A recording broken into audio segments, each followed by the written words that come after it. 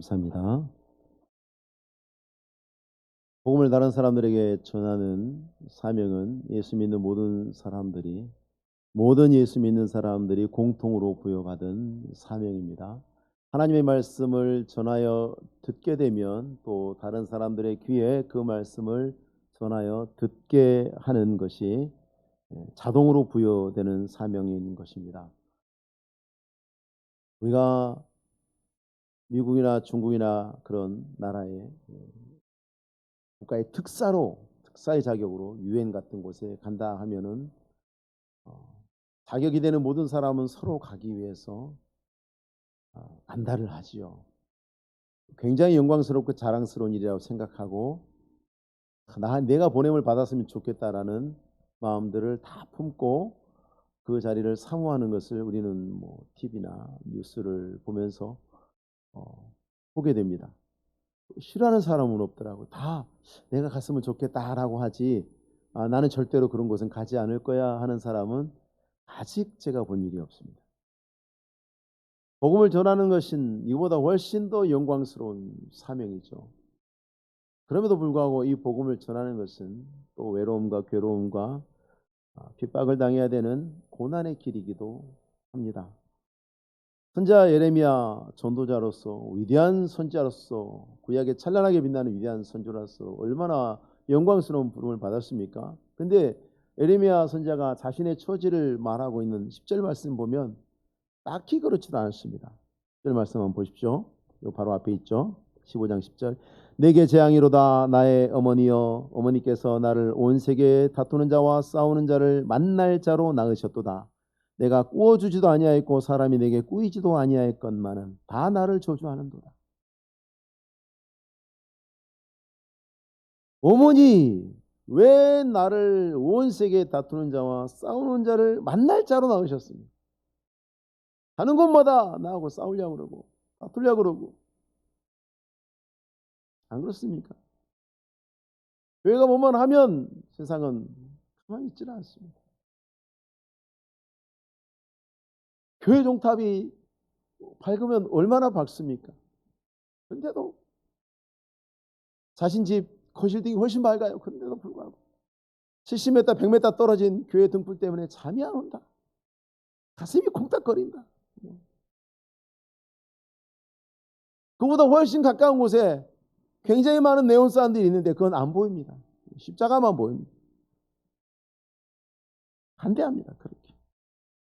틈만 나면 반대하고 또 반대하고 시비하고 뭐 주지도 않고 받지도 않았어요. 뭐 잘못한 게 없어요. 그런데 근거 없이 미워합니다. 에레미야 이후로 전도자들의 사명이 바뀌지 않았습니다. 하나님을 대적하고 거절하는 이 세상이 안 변했고요.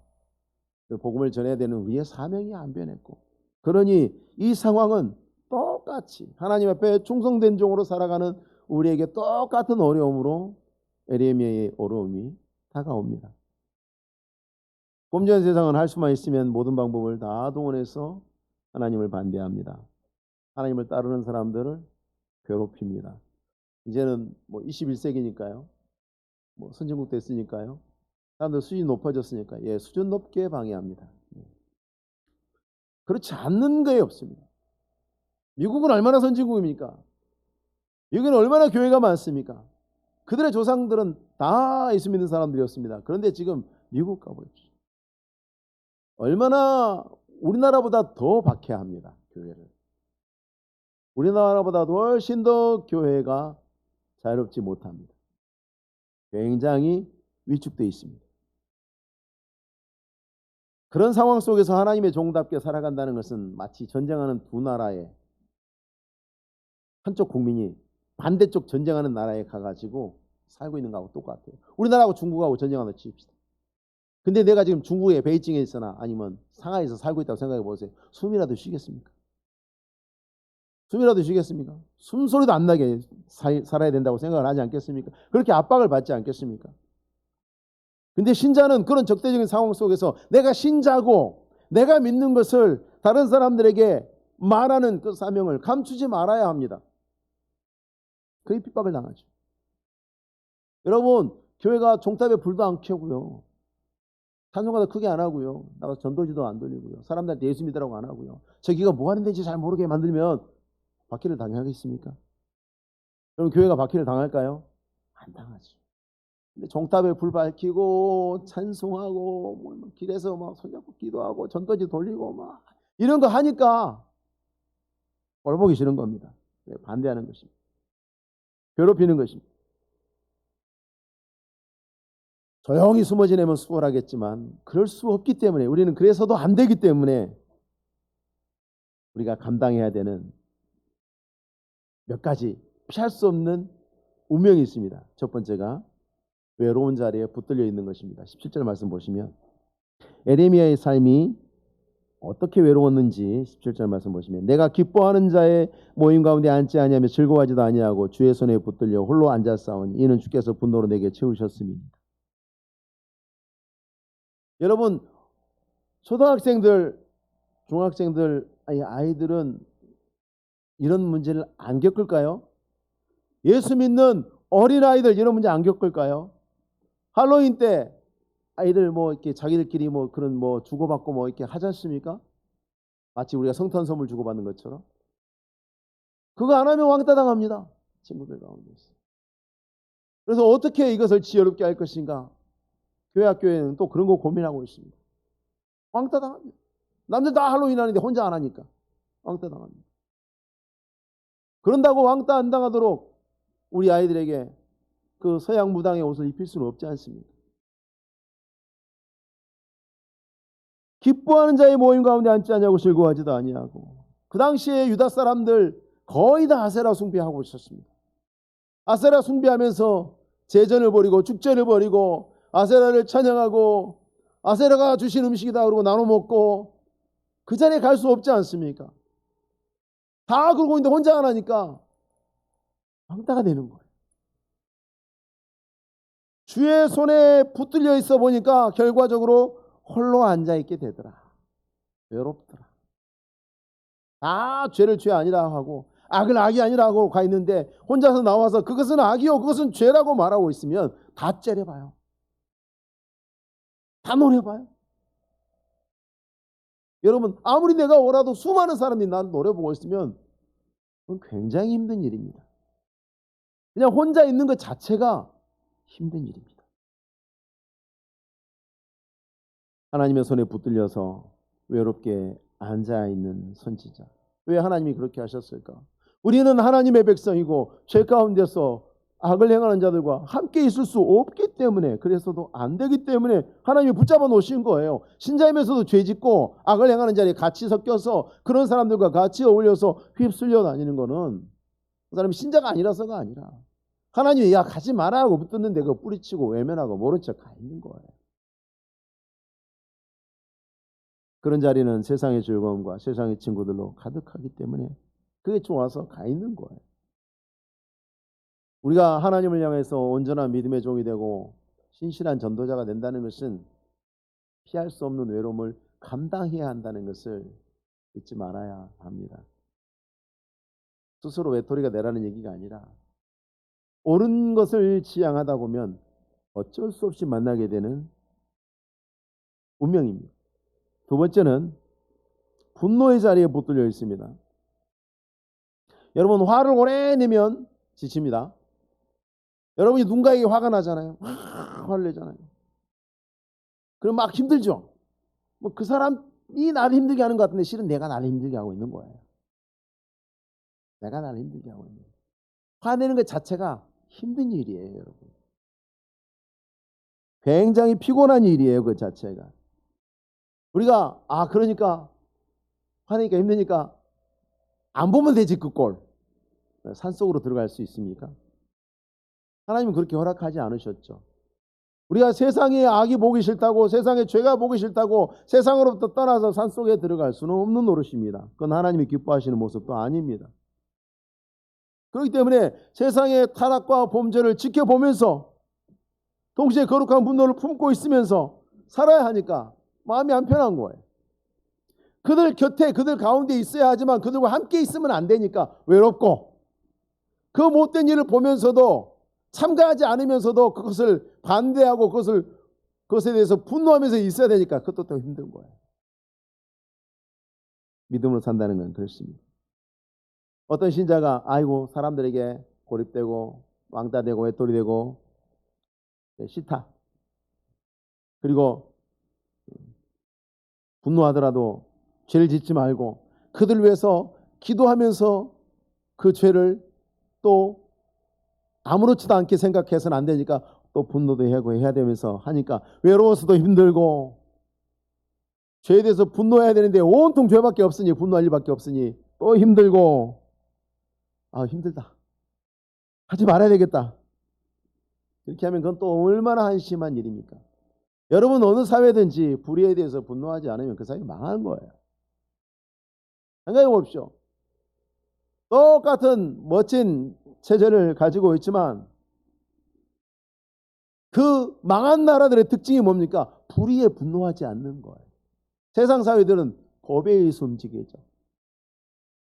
선진국들은 권력을 가진 자들이 위법을 하면 엄중하게 가정처벌하는 사회적 합의가 되어 있습니다. 용납하지 않습니다. 특권계층이 존재하지 않습니다. 후진국들은 아무 말도 안 합니다. 힘있는 자들이 무슨 악을 해도 아무 말도 안 합니다. 그러니까 남이처럼 되는 거예요. 어느 곳이든지 마찬가지입니다. 당장 우리 조금 위에 살고 있는 우리 동포들 생각해 보십시오. 어느 나라 정상입니까? 아무 말도 안 하잖아요. 그러니 그렇게 되는 거예요. 하나님 나라도 마찬가지입니다. 세상에 악이 있는데 세상의 악에 대해서 악이라고 말하지 않고 죄에 대해서 죄라고 말하지 않으면 그거 망하는 거예요. 하나님 나라가 적어도 대한민국에서는 망하는 거예요. 하나님의 의를 선포해야 되고 하나님의 오르심을 충고해야 됩니다. 우리가 말 안 하고 가만히 있으면 아무 문제 없을 것 같습니까? 우리 자녀들이 보고 배웁니다. 이렇게 저렇게 아무 말도 하지 않고 타협하고 침묵하면 우리 자녀들도 침묵해야 되는 줄 알고 그대로 배우고 그대로 따라합니다. 우리의 주일학교 학생들 그대로 배우고 그대로 따라합니다. 그래서 교회에서 목사 된 자, 장로 된 자, 안수집사 권사 된 자들, 성도들 앞에서 모범으로 세움 입은 자들은 조심해야 됩니다. 보고 따라합니다. 그것은 내 책임이 되는 것입니다. 선배들이 잘하면 후배들도 잘하게 되어 있습니다. 후배들이 잘못하면 나를 돌아봐야 합니다. 4번에 보면 개가 그 토한 것을 도로 먹는 것 같이 미련한 자는 그 미련한 것을 거듭 행하느니라.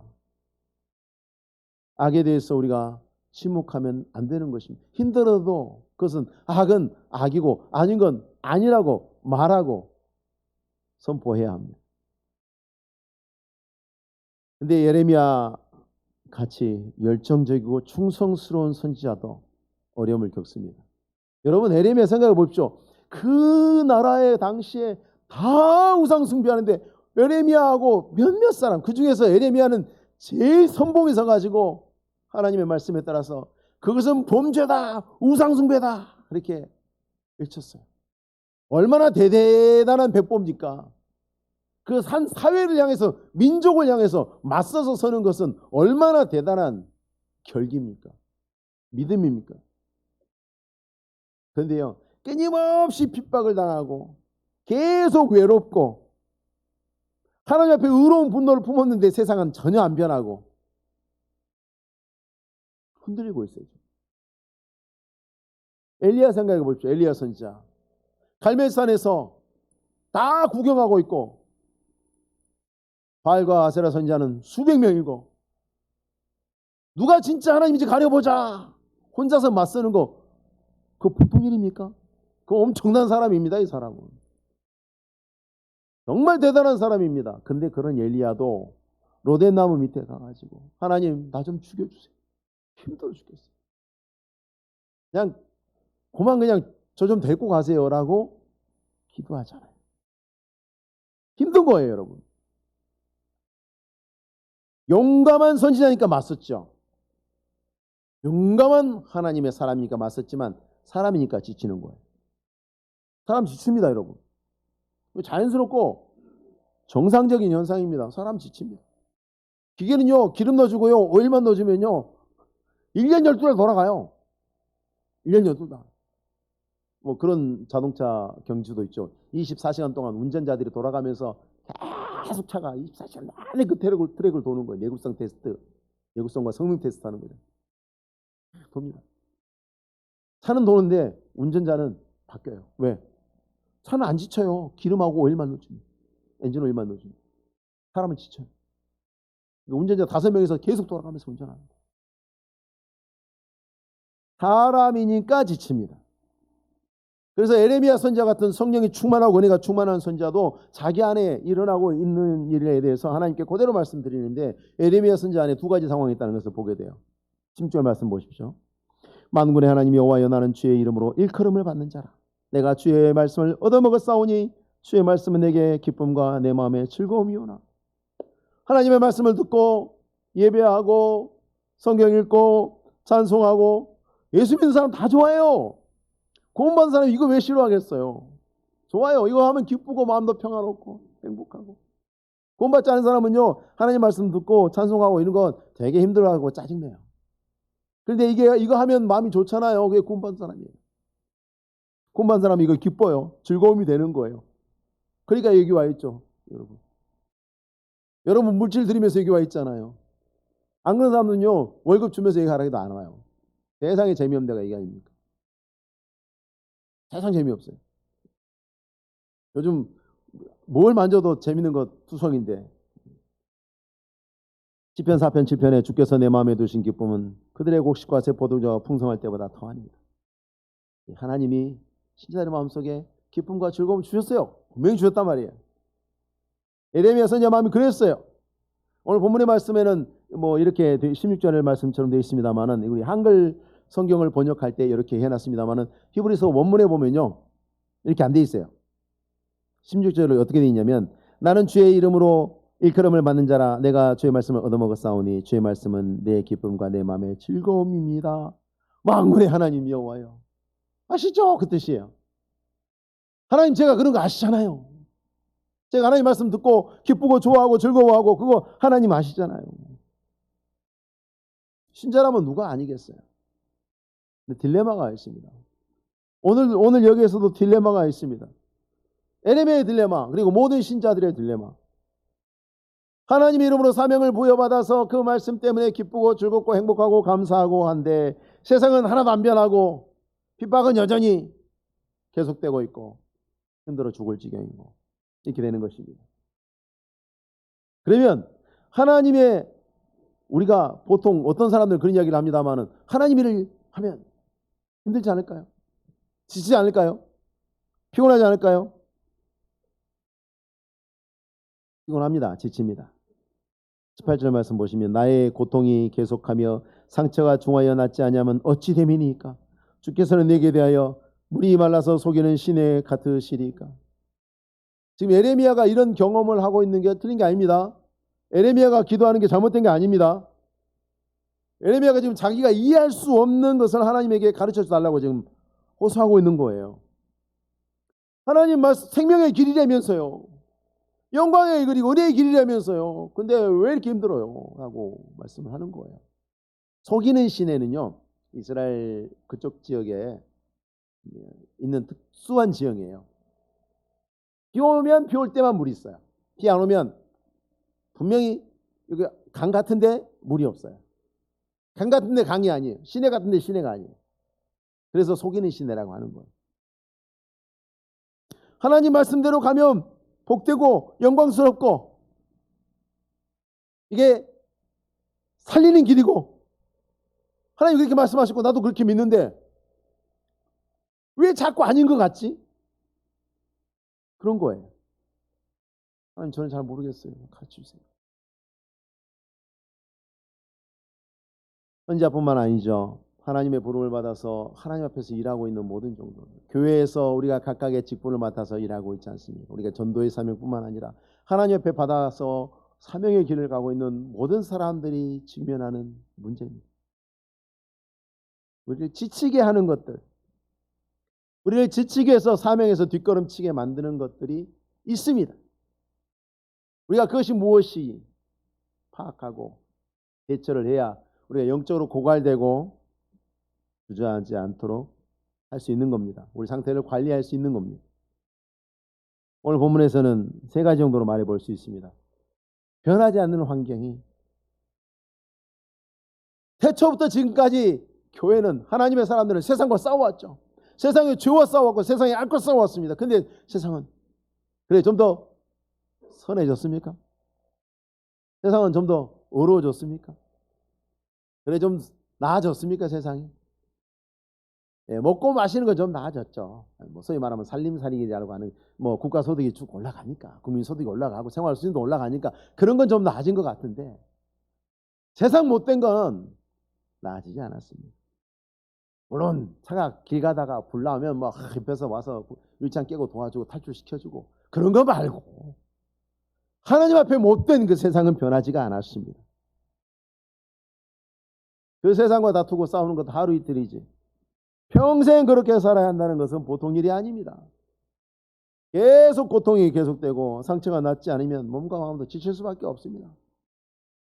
권투 선수들이 그런 이야기 하죠. 12회에 다운될 때는 그 잼 맞고 다운된 거다라고 선수들이 하는 얘기예요. 큰 주먹을 맞아서가 아니라 1회 때부터 맞은 잼이 그 누적이 돼가지고 12회 때 다운이 된다는 거예요. 12회 때 왜 쓰러졌냐? 크게 맞은 것도 없었는데 1회 때부터 잔매 맞은 게 데미지가 누적이 돼가지고 쓰러졌다. 그렇게 이야기를 하죠. 아무리 수고해도 열매가 당장에 눈에 안 보인다. 근데 흔들릴 수밖에 없죠. 전도합시다. 목사님, 전도 열심히 하고 전도지 돌리고 와 이거 하고 다 하는데 그래서 뭐가 됐습니까? 뭐가 됐습니까? 그러면 순간 전부 다 순간 뻥 찌죠. 진짜 아무것도 된 게 없네. 우리 열심히 전도했는데 우리 교회 숫자 안 늘었네. 둘 중 하나죠. 하지 말까? 그런 생각이 올 수 있습니다. 위기가 찾아오는 거예요. 달라지는 게 없으니까. 어떤 주일학교 선생님이 그런 이야기를 하셨어요. 정말 맞는 얘기. 주일학교 붙들고 막 기도하고 가르치고 사람 만들어서 다 올려놓으면 똑같이 생긴 녀석들이 또 그 다음에 올라온다는 거. 원점으로 다시 돌아요.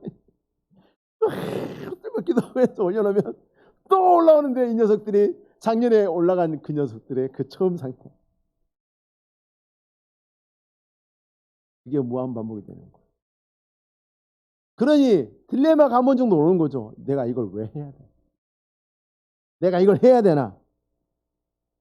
근데 여러분, 예수님께서 제자들에게 가르치신 게 뭐냐면 항상 기도하고 낙심하지 마라. 낙심하지. 우리는 왜 실패하는가? 낙심해서 실패하는 거. 낙심해서 실패하는. 그럼 우리의 사명이 결국 뭡니까? 우리의 사명이 하는 거에 있지 그 결과에 있지 않다는 것을 보여주는 거. 낙심해서 포기하지 않으면 우리는 성공하는 거. 낙심해서 포기하니까 실패하는 거. 사도 바울도 그 얘기했어요. 낙심하지 마라고 여러 곳에서 이야기했습니다. 선을 행하다 낙심하지 마라. 네가 하나님 말씀 따라 순종하는 일에 있어서 낙심하지 마라. 무슨 일이 있어도 하나님 말씀에 순종하고 하나님을 기쁘시게 하는 일을 멈추지 마라. 우리는 변하지 않는 세상을 항상 상대하고 있다는 것을 잊으면 안 됩니다. 상대를 알아야죠. 세상은 안 돼요. 그 본질은 변하지 않습니다. 그 변하지 않는 상대를 향해서 우리는 여전히 우리도 변하지 않는 사명으로 서 있어야 되는 거죠. 두 번째 우리를 지칭하는 것은 말씀이 더디게 이루어지는 것 때문에 그렇습니다. 말씀이 더디게 이루어지는 것처럼 느껴지기 때문에 그렇습니다. 그것 때문에 영적으로 고갈을 당하는 거예요. 그런 생각들로 인해서 하나님 말씀이 반드시 이루어질 것이다라는 확신이 흔들리죠.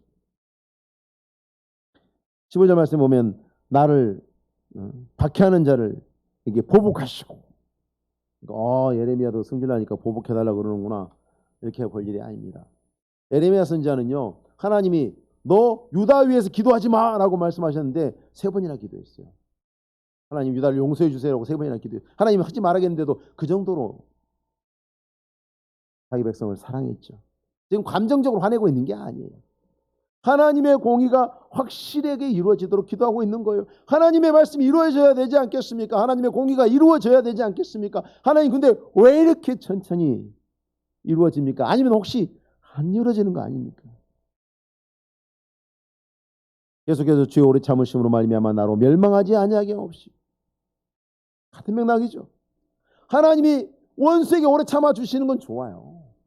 그 원수에게는 좋은 일이지. 하나님이 오래 참아주시는 게 당장 심판 안 하시고 오래 참아주시는 게 좋은 일인데 그 원수 때문에 고생하고 원수가 핍박해서 내가 죽을 지경인데 그러면 나는 뭡니까? 그거예요 지금. 하나님은 좋은 일 하셨는데 나는 뭐예요 지금? 그 얘기예요. 주의 오래 참으심으로 말미암아 나로 멸망하지 아니하게 하옵소서. 하나님이 은혜와 긍휼을 베풀어서 오래 참아주시는 걔네들이 나를 지금 죽이려고 그래요. 죽겠어요 지금 하나님.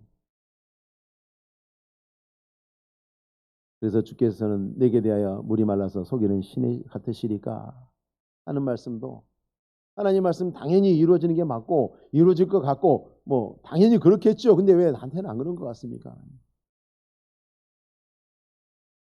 베드로전서 2장 19절에서 부당하게 고난을 받아도 하나님을 생각함으로 슬픔을 참으면 이는 아름다우나. 여기도 뭐가 나옵니까? 참으면. 이건 말씀이 더디게 이루어지는 것처럼 보이는 상황이 모든 성도들에게 흔하게 일어나는 일이라는 거예요. 그리고 그 상황 속에서 참는다는 것 자체가 굉장히 중요하고 필요한 거라는 것을 알려주고 있는 거예요. 그게 안 되니까 우리가 영적으로 고갈하고 탈진하고 낙심하게 되는 것입니다. 사람이 지치면요, 하나님의 뜻이 언제나 하나님의 때에 이루어지는 것입니다라고 우리 믿잖아요. 고백하잖아요. 의심하지 않아요. 근데 지치면 조급해져요. 이게 더디게 보여요. 평소에 사람들은 똑같이 평소처럼 움직이는데 내가 화장실이 급하면 내 앞에 있는 사람들이 다 군뱅이 같아. 안 그런가요? 그렇죠. 사람들은 평소처럼 걷고 행동하고 움직이고 있는데 내가 화장실이 급하면 내 앞에서 걸리적거리는 사람들은 다 군뱅이 같아. 왜 나와가지고 말이야 이렇게 걸리적거리. 차를 타고 가는데 갑자기 화장실이 급한데 화장실 찾아가야 되겠네. 앞차들은 오늘따라 늦게 가는 것 같아요. 아니요, 그 사람들 평소처럼 다니고 있어요. 내가 급한 거지. 내 마음이 조급해지면 지치면 다 이렇게 보이는 거예요. 지치고 피곤한. 세상에서 제일 힘든 일이 뭔지 아십니까? 하기 싫은 일을 할 때 제일 힘들어요. 하기 싫으니까. 그래서 군대 갔다 오신 분들 잘 알죠. 군생활 잘하려면 어떻게 해야 됩니까? 내가 지금 나라를 구하고 있다 생각하면 조금 견딜만 해요. 내가 여기서 뭔 짓인가 싶으면 정말 힘들어요. 그거는. 내가 지금 뭐 하고 있나 그러면 정말 그거는 하루가 천년같이 지나가는 거예요. 나는 이 나라의 용사로 나라를 구하고 있다 이런 사명감 가지고 오면 그나마 좀 잘 가죠. 시간. 세 번째 우리를 힘들게 하는 것은 우리의 사역의 가치에 대한 의심 연결되어 있죠. 신앙의 위기에 흔들리는 사람에게 꼭 필요한 것이 무엇일까? 15절 말씀. 주를 위해 내가 부끄러움 당하는 줄을 아시옵소서. 내 모든 사역이 가치 없는 일이 아니라는 것을 하나님만큼은 알고 계셔야 된다. 유다에 있는 모든 사람이 저 예레미야 쟤는 왜 있는 거야 도대체? 쟤는 밥을 왜 먹는 거야 도대체? 어디다 써먹을 거야 저거? 사람들이 다 자기한테 그렇게 이야기해. 하루 이틀이지. 매일 그 소리 들어보세요. 아 정말 나는 이상한 사람인가? 하는 생각이 들 수도 있어요. 예레미야 하나님한테 이야기합니다. 사람들은 다 그렇게 이야기해도 하나님 아시죠? 주를 위해 내가 부끄러움 당하는 줄 아시죠? 누구든지 하나님을 섬기는 자기 일에 열정도 없고 의욕도 없고 열의도 없고 그런 경우는요. 자기 일에 확신이 없거나 아니면 확신을 잃어버린 경우. 낙심하는 경우예요. 내가 하는 일이 정말 하나님이 주목하시는 일이고 하나님이 귀하게 여기신 일이라고 확신하는 사람은 무엇이든지 그가 할 수 있는 최선을 다할 거예요. 최선을 다해서 그 일을 할 거예요. 아무렇게 되거나 말거나 하나님이 상관하지 않는다고 생각한다면 누가 그 일을 열심히 하겠어요? 나의 부르심과 사명에 대한 의심, 언제든지 우리의 영적인 힘을 고갈시키고 신앙을 흔드는 위험이 됩니다. 교회 안에 쓸모없는 사람 아무도 없다고 그랬죠. 목사만 제일 중요합니까? 아니요, 모든 성도가 중요해요. 우리 모두가 모여서 하나님 앞에 똑같이 하나님께 영광을 돌리고 있는 거예요. 중요하지 않은 사람은 없어요. 난 아무것도 안 하고 그냥 와서 앉아서 예배만 드리고 가는데 그게 제일 중요한 일이에요. 하나님 입장에서는 여기서 말씀 전하고 있는 김창호 목사나 앉아서 말씀 듣고 오늘 처음 오시는 성도님이나 다 똑같이 중요해요. 그냥 한 사람. 우리는 다 똑같은 무게와 중요성을 가지고 하나님 앞에 예배에 동참하고 있는 겁니다. 이렇게 지쳐있는 예레미야에 대해서 하나님께서 해법을 주시는데 이 해법이 참 오묘합니다. 이 19절부터 21절까지 말씀이 이 예레미야의 탄식에 대해서 하나님께서 응답하시는 말씀이거든요. 근데 첫 번째 교훈, 그들은 너에게로 돌아오려니와 너는 그들에게로 돌아가지 말지니라. 너 힘들고 지치다고 휩쓸려 가면 안 돼. 외롭다고 그 사람들하고 가서 휩쓸리면 안 돼. 아무리 힘들어도 복음 benge치고 세상 속에 들어가는 건 아니잖아. 그러니까 그러지 마 라고 말씀하시는 거예요. 그 얘기는 뭡니까? 이 이야기 왜 하시는 거예요? 정말 어쩌면 에레미야 선지자 같은 사람도 이런 마음이, 유혹이 없었으려고 보기 어려워요. 그러면 하나님이 굳이 이런 말씀 하셨겠어요? 근데 하나님이 이 말씀하시는 것은 에레미야가 지금 그런 유혹과 시험을 받고 있었을 수 있다는 얘기. 우리가 다 그렇게 유혹을 받고 있는 것처럼. 두 번째는요, 이게 참 오묘합니다. 핍박을 받아라 하는 것입니다. 20절 말씀에 하나님께서 에레미야를 지켜주시겠다 하는 약속의 말씀 가운데 우리 잘 봐야 되는 게 있습니다. 20절 말씀 보시면 두 번째 줄에 그들이 너를 칠지라도 이기지 못할 것을. 이걸 나눠서 얘기해 보면 그들은 너를 칠 것이다. 그냥 지나가다 한 대 때리는 게 아니에요. 에이 죽어라고 때리는 거예요. 죽도록 때리는 거예요. 굉장히 가혹한 거예요. 하나님의 말씀을 외치는 선지자가 세상이 죽도록 때리는 매를 피할 수 없는 일이라는 말씀입니다. 하나님 힘들어요. 외로워요. 괴로워요. 저 좀 도와주세요. 그러니까 하나님 하시는 말씀이 너는 죽도록 맞을 것이다. 너는 맞아야 된다. 라고 말씀하시는 거예요. 이게 무슨 말이에요? 18절에 나의 고통이 계속하며 상처가 중화에 낫지 않냐면 어찌 됨이니까. 그런데 하나님은 11절에서 예레미야에게 뭐라고 말씀해 놓으셨냐면 내가 진실로 너를 강하게 할 것이요. 매를 안 맞게 해주겠다는 말씀이 아니라 맷집을 내가 주마. 내가 너를 맞고도 쓰러지지 않는 맷집을 주마. 세상에 박해할 것이지만 박해를 당해도 무너지지 않게 하신다는 말씀이죠. 무너지지 않도록 강하게 하시겠다는 말씀입니다. 20절 말씀에 또 있죠. 그 다음에 나오는 노성벽 이야기 나옵니다. 내가 너로 이 백성 앞에 노성벽이 견고한 노성벽이 되게 하리니. 적들이 공격해 오면 성벽을 깨뜨리려고 공격하잖아요. 할 수 있는 걸 다 하잖아요. 거기다 막 큰 돌도 던지고 막 불도 지르고 막 할 수 있는 모든 공격을 다 집중합니다. 어디다? 성벽에다가. 하나님은 우리에게 이렇게 말씀하십니다. 너희는 세상을 향해 세우는 내가 세우는 노성벽이다. 그 이야기는 세상이 너한테 돌도 던지고 불도 던지고 별걸 다 던질 거다. 근데 일반 성벽이 아니라 노성벽이니까 너는 깨지지 않고 무너지지 않을 것이다. 분명한 것은 우리가 믿음으로 살고 복음을 전하면 반드시 이렇게 저렇게 이렇게 핍박과 어려움과 고통을 당할 것이다 는 말씀입니다. 그러면 우리는 예레미야는 지금 힘들어 죽겠다는데 어떻게 해야 됩니까? 내 고통이 계속하며 상처가 중하여 낫지 아니하면.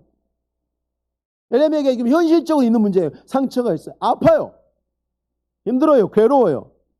뭐 어떻게 해야 됩니까? 하나님. 우리가 교회일 하다가 주일 하다가 말씀대로 살다가 힘들고 어렵고 아프고 괴롭습니다. 어떻게 해야 됩니까? 사람이니까 지쳤어요. 어떻게 해야 합니까? 19절에 하나님이 무엇이 치료법인지 말씀을 하십니다. 오늘 말씀의 제목과도 같습니다만, 네가 만일 돌아오면 내가 너를 이끌어 내 앞에 세울 것이다. 네가 헛된 것을 버리고 귀한 것을 말한다면 너는 나의 입이 될 것이다. 열심히 일해도 사역의 열매가 보이지 않고 세상이 변하지 않는 것 같이 보이고, 하나님의 분명한 약속의 말씀이 있는데도 내 인생에는 하나님의 말씀이 더디게 이루어지는 것 같고, 정말 하나님을 위해서 내가 살고 있나? 정말 이것을 하나님이 기뻐하시는가? 하나님의 영광이 되는 것인가? 확신이 서지 않는 그 영적인 위기 속에서 에레미야에게 우리에게 주신 하나님의 처방은 놀랍습니다. 에레미야가 뭐 때문에 힘들었습니까? 지금 에레미야가 뭐 때문에 흔들리고 있습니까? 뭐 때문에 공격받고 비난받고 외톨이가 되고? 하나님 말씀 때문이잖아요. 하나님 말씀을 전하는 것 때문에 이런 고통을, 이런 어려움을 다 받았잖아요. 근데 그 때문에 그렇게 힘들고 어려운, 낙심하고 있는, 지쳐있는 그 믿음은 하나님의 말씀을 통한 위로와 격려를 통해서 치료될 거라고 말씀하는 거예요. 우리를 지치게 하는 것들은 아까 말씀드린 그 세 가지 원인이 아니라, 그것들은 지치게 하는 결정적인 요소를 증폭시키는 역할만 하는 거예요. 진짜 우리를 지치게 하는 건 뭐냐면 하나님으로부터 멀어지는 거. 하나님으로부터 멀어지는 것이 우리를 지치게 하는 거. 그것들은 우리를 하나님으로부터 조금씩 멀어지게 만드는 역할을 하는 거죠. 정말 지치는 것은 하나님으로부터 멀어지는. 여러분, 선지자 에레미야도 이렇게 서서히 미끄러져요. 하물며 우리 누구도 조금씩 세상에게 밀려서 미끄러져 갑니다.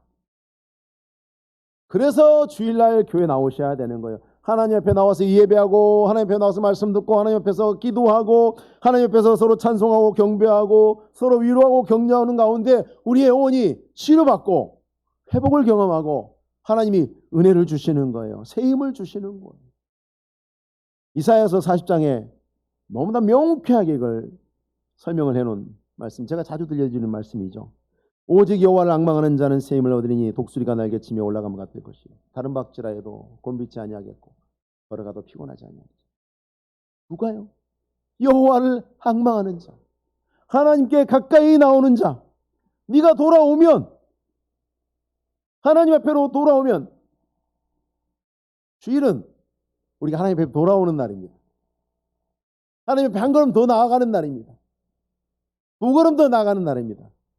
그러면 하나님 우리를 치료하시고 새 힘을 주시고, 오늘부터 또 세상 속에서 이렇게 채이고 저렇게 깨지고 저렇게 따당하고 그런 일들로 인해서 우리의 심령이 또 견뎌내고 지쳐서 주님 앞에 나오면 하나님 앞에서 예배하고 말씀을 듣고 우리가 서로 사랑하고 서로 위로하고 격려하는 가운데 하나님 우리를 고치시고, 또 그 다음에 이루어지는 그 변함없이 반복되는 일상 속에서 우리가 하나님의 사람으로, 믿음의 사람으로, 하나님이 기뻐하시는 모습으로 승리할 수 있도록 나아가게 되는 것입니다. 이 말씀을 잊지 마시고, 우리가 무엇으로 고침을 받는가, 우리가 무엇으로 새 힘을 얻는가, 우리가 무엇으로 준비되는가, 하나님 옆에 나오는 것입니다. 하나님 옆에 예배드리는 이 말씀들을 우리가 잊지 마시고 기억하시고 우리의 평생의 좌우명으로 삼고 늘 주 앞에서 회복되고 준비되고 새롭게 되어서 날마다 세상 가운데 나아갈 때마다 새 힘으로 준비돼서 나아가서 새롭게 도전하고 또 승리하는 제 믿음의 종들이 다 되시기를 바랍니다. 기도하겠습니다. 거룩하신 하나님 아버지, 감사합니다. 부족하고 아무것도 아닌 자들이 날마다 주의 은혜를 힘입어서 다만 그 은혜와 능력으로 세상에 나가 싸웁니다. 말씀을 전하고 말씀으로 살고 주의 이름으로 선한 일을 하는 것들이 참으로 쉽지 않은 세상 환경은 예나 지금이나 앞으로도 변함이 없을 것입니다. 그 가운데서 우리가 조금씩 지치고 피곤하고 넘어지지 않도록 날마다 주 앞에 나오며, 특별히 아버지 주일날 주 앞에 나와서 예배하고 주님 앞에 교제하며 영광 돌리는 가운데 고치시는 하나님으로 말미암아 새임새 능력으로 날마다 새롭게 되는 믿음의 모든 종들 되도록 축복하여 주시옵소서. 예수님의 이름으로 기도하옵나이다. 아멘.